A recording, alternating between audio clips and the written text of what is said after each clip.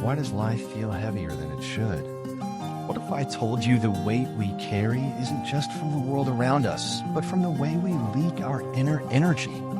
Every careless word slips into the air like seedlings in winter. Every unchecked emotion weighs down our spirit. Every impulse to spend drains our resources, and every unguarded thought scatters our focus.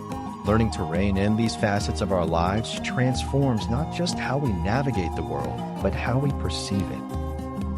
Let me tell you about a man named Marcus. He was in his mid-30s, ambitious yet exhausted, with a good job and a loving family. From the outside, his life seemed perfect, but inside, he felt like a juggler, chasing after fleeting moments of joy while fearing the inevitable crash to the ground. The voices of anxiety whispered trepidation about financial issues. His relationships teetered on the edge of miscommunication, and the constant barrage of stray thoughts left him restless and searching. One evening, after a particularly trying day, Marcus sat alone in his dimly lit kitchen. The nearby clock ticked loudly, as if echoing his own heart. He glanced at his reflection in the window, eyes tired and unsteady, mind racing like a wild river. At that moment, he wondered, what if I could wrestle back control over my mouth, my mood, my money, and my mind? As the sun dipped below the horizon, Marcus remembered something his grandmother used to say. Words are like arrows, Marcus. Once released, they cannot be taken back. It struck him deep. He realized how many times his careless words had sparked conflict, robbing him of peace. Each unfiltered comment was a blow that could knock down walls he'd carefully built with love and trust. He decided to practice intentionality. Each morning, he wrote down a single truth to guide his thoughts and speech for the day.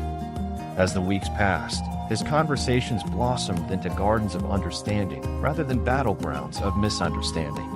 In this newfound silence, he learned to listen, to observe. The more he controlled his words, the clearer the fog around him became. But even as his communication thrived, Marcus still felt an undertow. His mood ebbed and flowed like the tide, often caught in a storm of discontent. It was then that he turned to the Stoic philosophers. Marcus Aurelius taught that you have power over your mind, not outside events.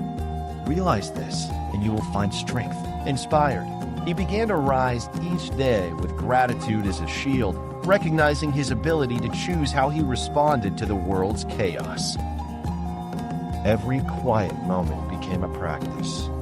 Breath by breath, he learned to pause.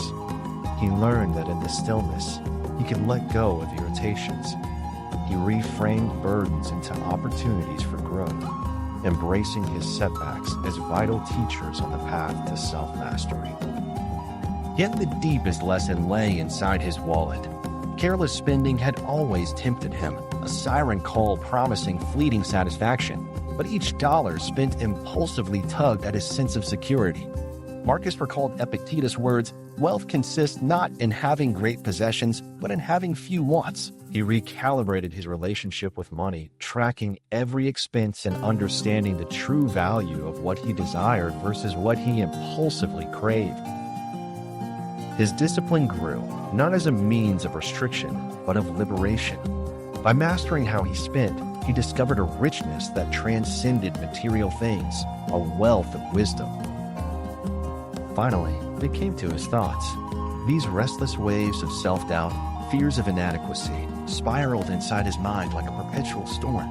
He recognized that unchecked thoughts were as harmful as unguarded words.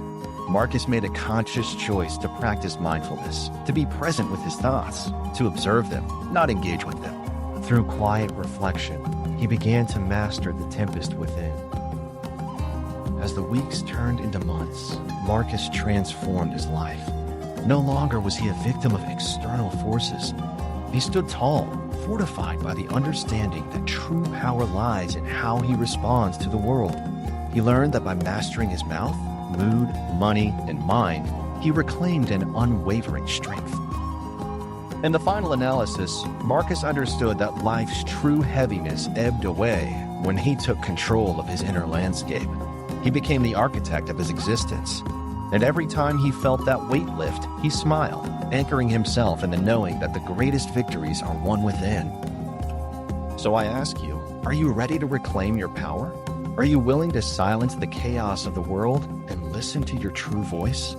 Remember, as Marcus Aurelius said, you are a little soul carrying around a corpse, and your mission is to master it. In that mastery, you will find your peace.